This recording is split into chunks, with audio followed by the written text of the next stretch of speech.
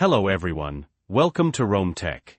Today we will be discussing how to turn off those sometimes annoying AirPods notifications. It's actually a pretty simple process, so let's get right into it. First, we need to open the Settings app on your iPhone or iPad. Once you're in Settings, scroll down until you find Notifications and tap on it.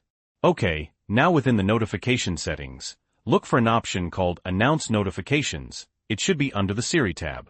Tap into that. Now, here's where you have a couple of choices.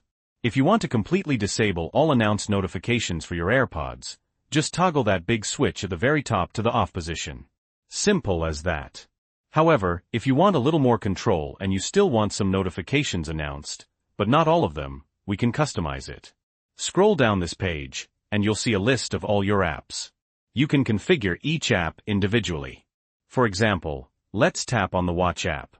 At the very top, you'll see Announce Notifications toggled on, assuming you have it on by default. Below that, under the Announce section, you can choose what kind of notifications get announced. See, I have time-sensitive notifications turned on here.